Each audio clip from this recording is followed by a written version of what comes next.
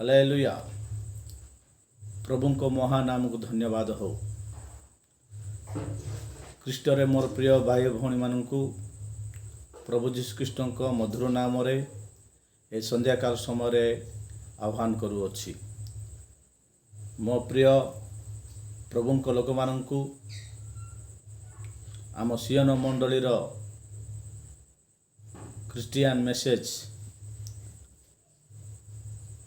ଆମ ସିୟନ ମଣ୍ଡଳୀର ସମସ୍ତ ଭାଇ ଭଉଣୀମାନେ ସମସ୍ତେ ତୁମମାନଙ୍କୁ ସ୍ୱାଗତ କରୁଅଛି। ଆଉ ବର୍ତ୍ତମାନ ଆମେମାନେ ପ୍ରଭୁଙ୍କର ବାକ୍ୟ ଶୁଣିବାକୁ ଯିବା। ଆଉ ବର୍ତ୍ତମାନ ସମୟ ନାହିଁ, ସମୟର ଅଭାବ। ଆମେମାନେ ସବୁଦିନ ପ୍ରଭୁଙ୍କ ଠାରେ ବଢ଼ିବା ପାଇଁ ଚେଷ୍ଟା କରିବା। ଆପଣମାନେ ପ୍ରାର୍ଥନାମୟ ଜୀବନଯାପନ କରୁଅଛନ୍ତି ବୋଲି ମୁଁ ଆଶା କରୁଅଛି। ବିଶେଷ କରି ଆମ ଜୀବନରେ ବାକ୍ୟ ପଠନ ଯଦି ନଥିବ, ପ୍ରାର୍ଥନାମୟ ଜୀବନ ନଥିବ, ପ୍ରଭୁ ବିଷୟକ ଭୟ ନଥିବ, ତାହେଲେ ଏହି ଶେଷ ଦିନମାନଙ୍କରେ ଆମେମାନେ କଦାପି ରକ୍ଷା ପାଇପାରିବା ନାହିଁ।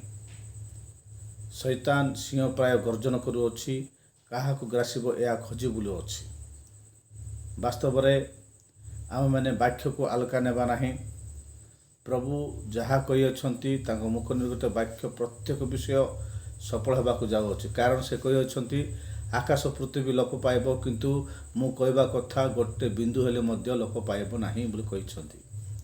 ତେଣୁକରି ମୋର ପ୍ରିୟ ଭାଇ ଭଉଣୀମାନଙ୍କୁ ମୁଁ ଅନୁରୋଧ କରେ, ହାତ ଯୋଡ଼ିକରି ମୁଁ ପ୍ରାର୍ଥନା ଅନୁରୋଧ କରୁଅଛି, ପ୍ରାର୍ଥନାମୟ ଜୀବନଯାପନ କରନ୍ତୁ।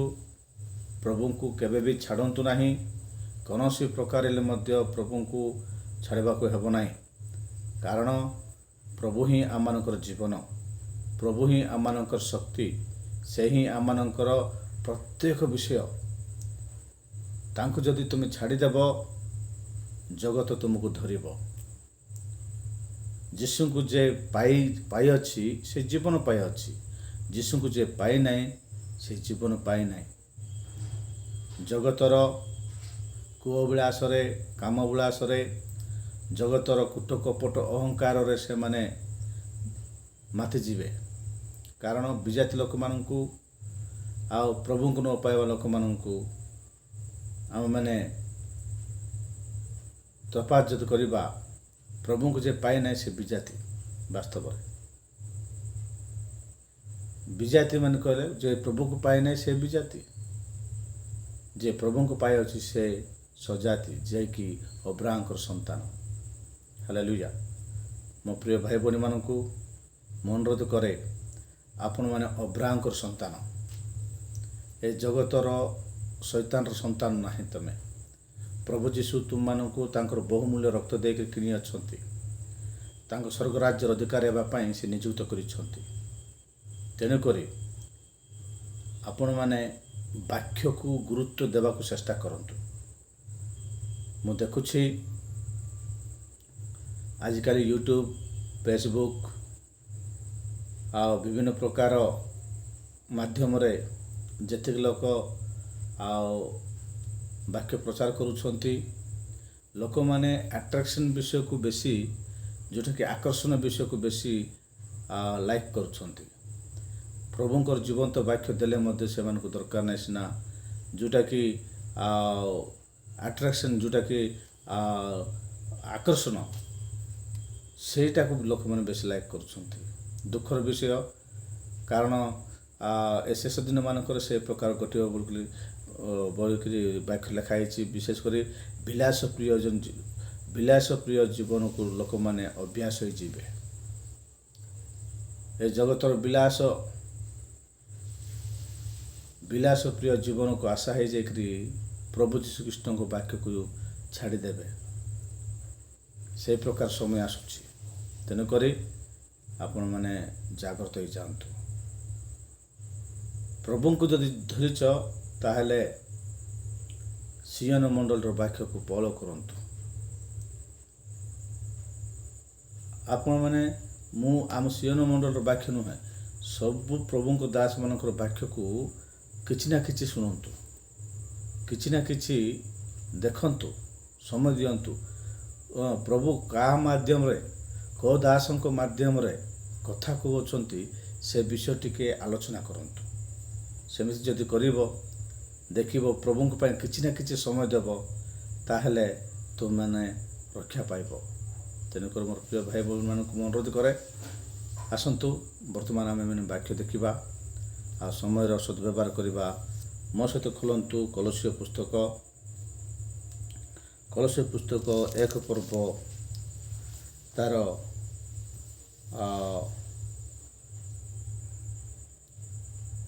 14 ପଦ।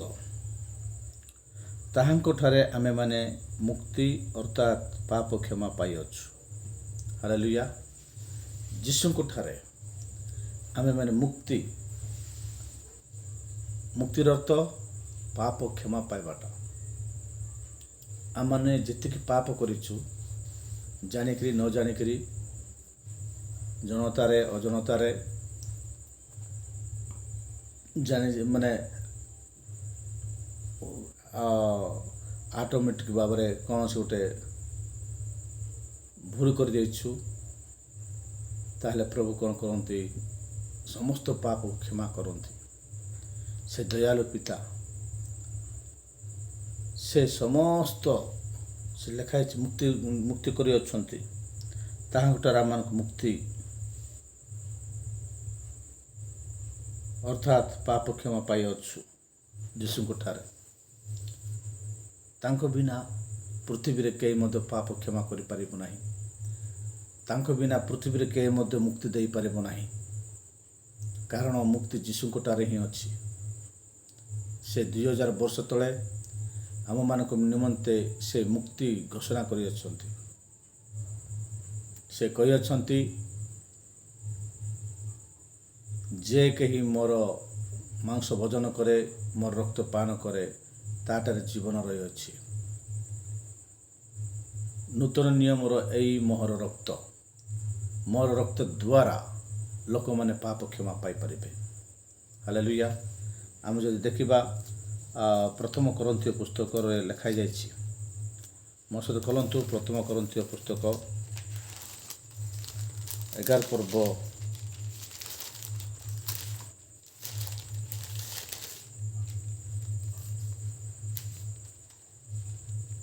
ତାର 24 ପଦ ଆମେମାନେ ପଢ଼ିବା। କାରଣ ଯେତେ ଥର ତୁମେମାନେ ଏହି ରୋଟି ଭୋଜନ କର ଓ ଏହି ପାନ ପାତ୍ରରୁ ପାନ କର, ସେତେ ଥର ତୁମେମାନେ ପ୍ରଭୁଙ୍କ ଆଗମନ ପର୍ଯ୍ୟନ୍ତ ତାହାଙ୍କ ମୃତ୍ୟୁ ପ୍ରଚାର କରୁଅଛ। ଅତଏବ ଯେ କେହି ଅଯୋଗ୍ୟ ଭାବରେ ପ୍ରଭୁଙ୍କର ଏହି ରୋଟି ଭୋଜନ କରେ କିମ୍ବା ଏହି ପାତ୍ରରୁ ପାନ କରେ, ସେ ପ୍ରଭୁଙ୍କ ଶରୀରର ରକ୍ତର ଦାୟୀ ହେବ। ହାଲେଲୁୟା।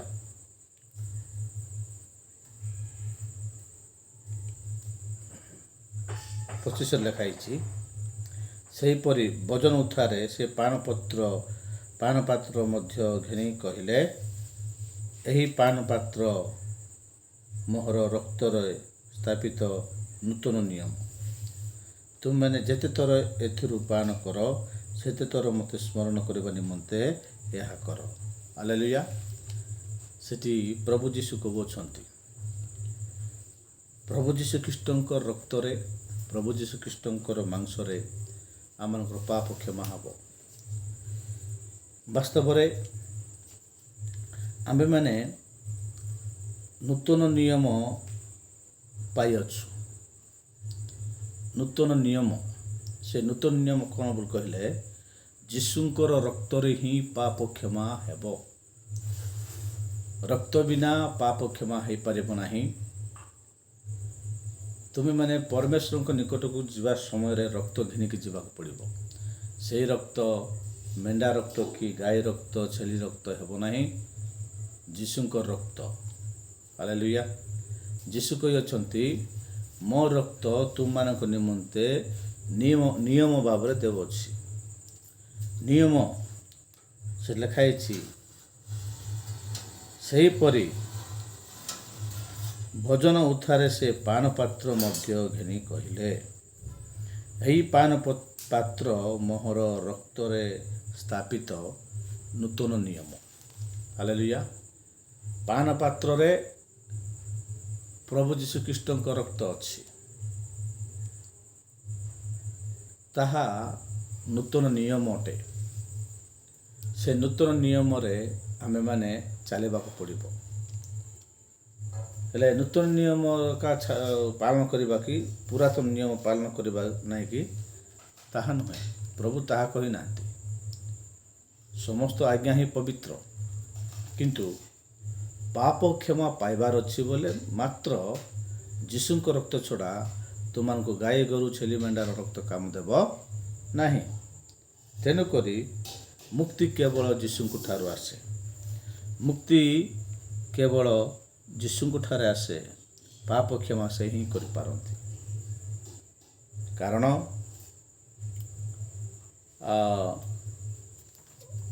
ମାର୍କ ଲିଖିତ ସୁସମାଚାରରେ ଲେଖାଯାଇଛି, ସେ ପ୍ରଥମେ କ'ଣ କଲେ ବୋଲି କହିଲେ ପାପ କ୍ଷମା କଲେ। ମାର୍କ ଲିଖିତ ସୁସମାଚାର 2 ପର୍ବ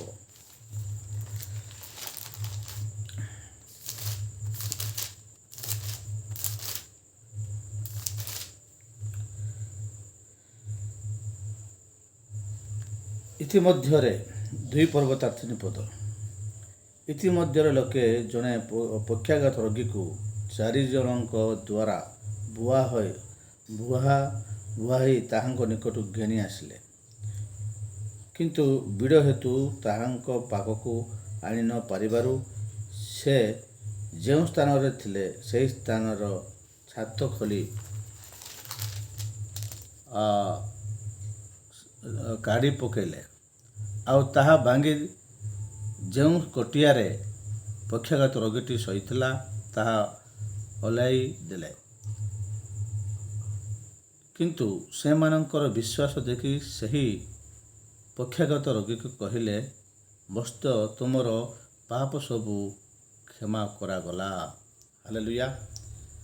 ଏଠି ପ୍ରଭୁ ଯୀଶୁ କହୁଛନ୍ତି, ବସ୍ତ ତୁମର ପାପ ସବୁ କ୍ଷମା କରାଗଲା ବୋଲି କହୁଛନ୍ତି।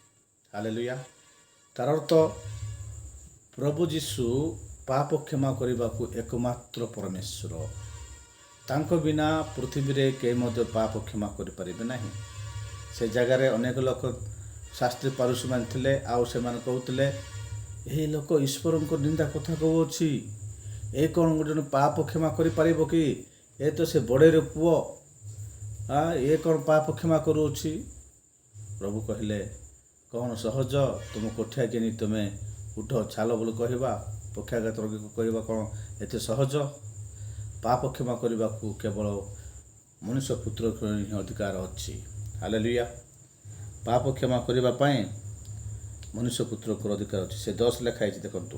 ମାର୍କ ଲିଖିତ ସୁସମାଚାର ତାର 2 ତାର 10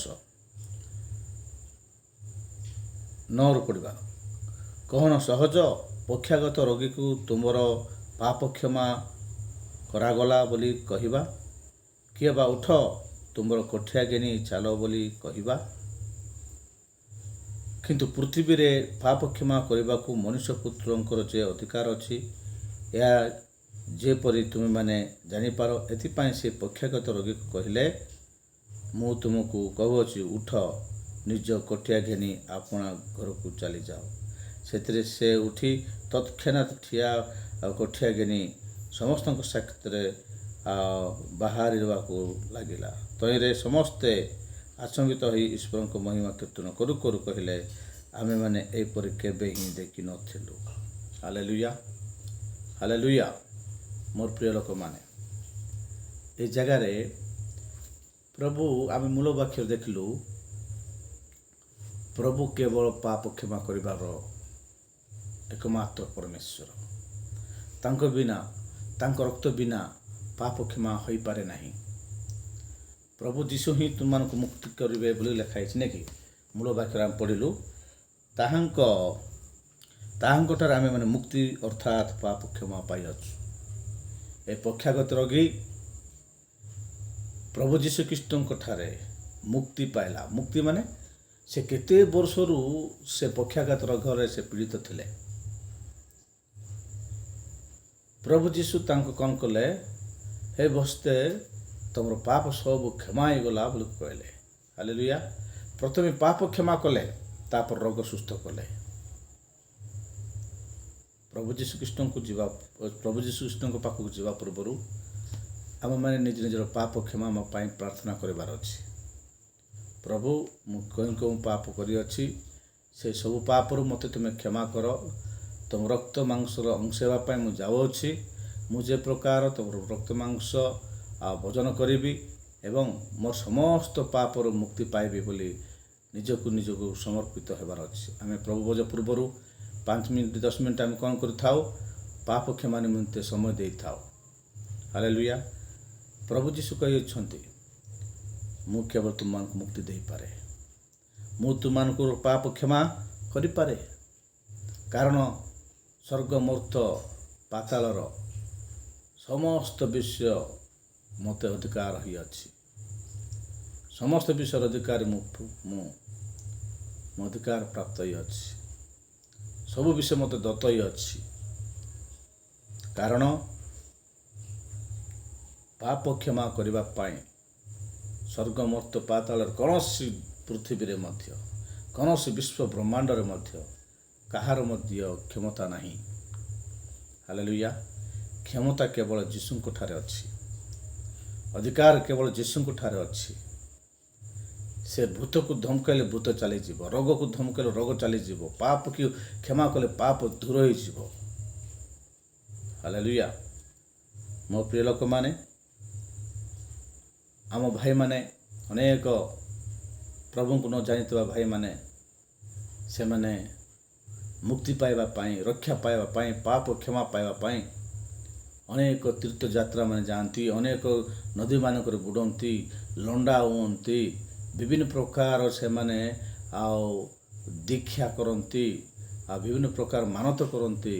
କିନ୍ତୁ ମୋର ପ୍ରିୟ ଲୋକମାନେ, ତାଙ୍କର ଜୀବନରେ କେବେ ମଧ୍ୟ ସେମାନେ ମୁକ୍ତି ପାଆନ୍ତି ନାହିଁ।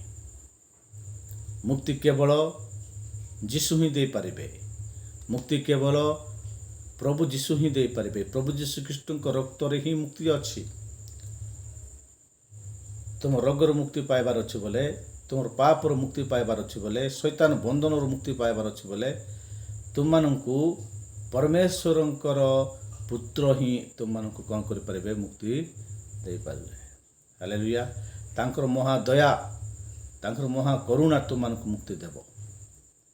ତାଙ୍କଠାରେ ତୁମେ ବିଶ୍ୱାସ କରିବାର ଅଛି, ଦୃଢ଼ ଭାବରେ ରହିବାର ଅଛି। ସେ ଚାହୁଁଅଛନ୍ତି ତୁମମାନେ ତାଙ୍କଠାରେ ସ୍ଥିର ଭାବରେ ରହିବା ପାଇଁ। ହାଲେଲୁୟା। ଯେତେ ଲୋକ ପ୍ରଭୁ ଯୀଶୁଖ୍ରୀଷ୍ଟଙ୍କର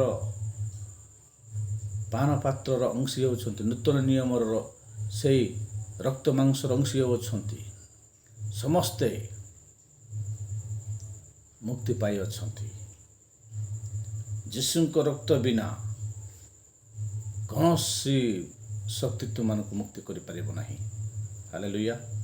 ତେଣୁକରି ଆମ ପ୍ରଭୁଙ୍କ ଲୋକମାନେ ପ୍ରଭୁ ଯୀଶୁଖ୍ରୀଷ୍ଟଙ୍କର ସେହି ରକ୍ତ ମାଂସର ଅଂଶୀ ହୁଅନ୍ତି। ନହେଲେ ଆମମାନଙ୍କୁ ମୁକ୍ତି ନାହିଁ। ଆପଣମାନେ କହିପାରନ୍ତି, ଅମୁକ ଜାଗା ଗଲେ ମୁକ୍ତି ଆସିବ, ଅମୁକ ମହାପ୍ରଭୁକୁ ବିଶ୍ୱାସ କଲେ ମୁକ୍ତି ଆସିବ। ତୁମମାନେ 10,000 ଟଙ୍କା, 20,000 ଟଙ୍କା, 50,000 ଟଙ୍କା ଖର୍ଚ୍ଚ କରିକି ତୀର୍ଥଯାତ୍ରା ଗଲେ ମୁକ୍ତି ଆସିବ। ନାଇଁ ପ୍ରିୟ ବନ୍ଧୁ, ତୁମମାନଙ୍କୁ ମୁକ୍ତି ଆସିବ ନାହିଁ। ତୁମମାନେ ଲଣ୍ଡା ହେଇଗଲେ ତୁମକୁ ମୁକ୍ତି ଆସିବ ନାହିଁ। ଯୀଶୁଙ୍କୁ ବିଶ୍ୱାସ କଲେ ମୁକ୍ତି ଆସିବ। ହାଲେଲୁୟା। ଯୀଶୁ କହିଲେ ପକ୍ଷାଘାତ ରୋଗୀକୁ, ତୁମର ପାପ ସବୁ କ୍ଷମା ହେଇଗଲା, ଉଠ, ତୁମର କୋଠିଆ ଘେନି ତୁମ ଘରକୁ ଚାଲିଯାଅ। ହାଲେଲୁୟା। ଏତେ ସହଜ ନାହିଁ ସେ କଥା କହିବାଟା। ଅଧିକାର ପ୍ରାପ୍ତ ହେଇଥିଲେ ହିଁ ତାହା କରିପାରିବ। ଆପଣମାନେ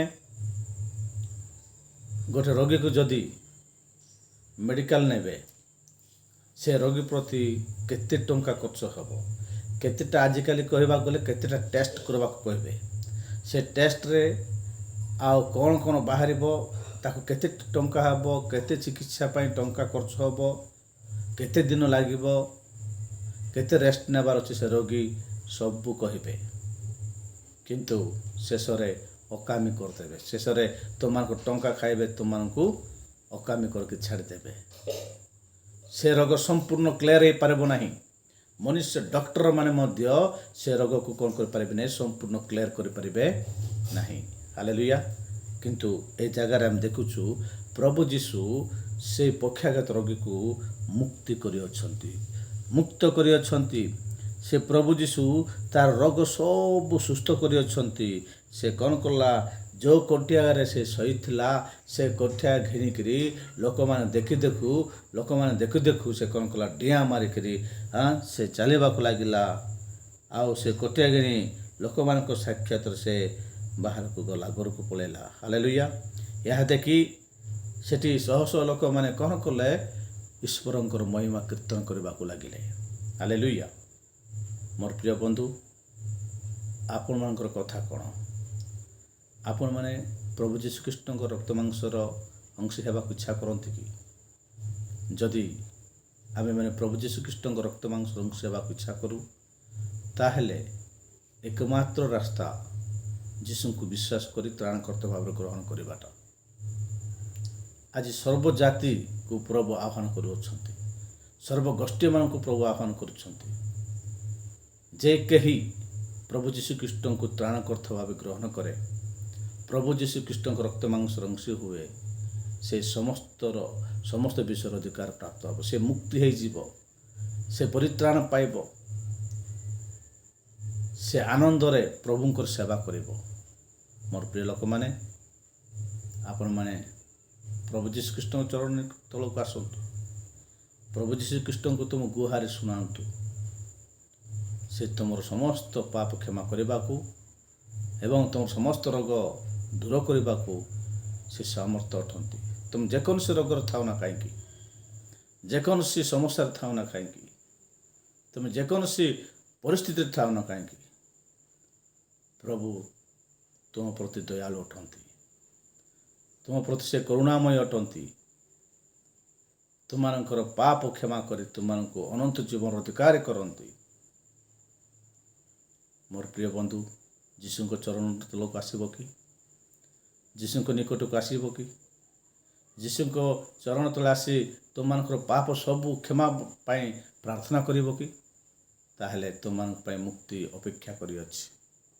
ଏତେଦିନ ତୁମେ ପଡ଼ିଥିବା କଷ୍ଟ, ଏତେଦିନ ତୁମେ ଭୋଗିଥିବା ଦୁଃଖ ସବୁ ଯୀଶୁଙ୍କ ରକ୍ତରେ ପରିଷ୍କାର ହେଇଯିବ। ତେଣୁକରି ଆପଣମାନେ ସମସ୍ତେ ପ୍ରଭୁଙ୍କ ନିକଟକୁ ଆସନ୍ତୁ ଏବଂ ପାପ କ୍ଷମା ପାଆନ୍ତୁ, ଅନନ୍ତ ଜୀବନର ଅଧିକାର ହୁଅନ୍ତୁ। ପ୍ରଭୁ ପଠିତ ବାକ୍ୟ ଦେଇ ଆମ ସମସ୍ତଙ୍କୁ ଆଶୀର୍ବାଦ କରନ୍ତୁ। ଆମେନ୍। ପ୍ରାର୍ଥନା କରିବା। ସର୍ବଶକ୍ତିମାନ ଜୀବନ୍ତକାରୀ ସଦାପ୍ରଭୁ ଆଶ୍ଚର୍ଯ୍ୟ ପରାକ୍ରାନ୍ତ ପରମେଶ୍ୱର, ତୁମକୁ ଧନ୍ୟବାଦ କରୁଛୁ। ଆମେ ଯେ ପ୍ରକାର ପ୍ରଭୁ ତୁମର ବାକ୍ୟର ପରମେଶ୍ୱର ବଶୀଭୂତ ହେବୁ, ତୁମର ଇଚ୍ଛା ଅନୁସାରେ ଚାଲିବୁ, ତୁମ ଚରଣ ତଳକୁ ଆସିବୁ, ପାପ କ୍ଷମା ପ୍ରାପ୍ତ ହେବୁ, ତୁମ ରକ୍ତ ମାଂସ ଅଂଶୀ ହେବୁ, ସେଥିପାଇଁ ସାହାଯ୍ୟ କର। ମହିମା ଗୌରବ ପ୍ରଶଂସା ପୂଜା ତୁମ ପାଅ। ଯେଉଁମାନେ ଏହି ପ୍ରକାର ସୁଯୋଗ ପାଇନାହାନ୍ତି, ସେମାନେ ଯେ ପ୍ରକାର ସୁଯୋଗ ପାଇବେ, ସେଥିପାଇଁ ସାହାଯ୍ୟ କର। ଯୀଶୁଙ୍କ ନାମରେ ପ୍ରାର୍ଥନା କଲି ପ୍ରଭୁ, ଆମେନ୍।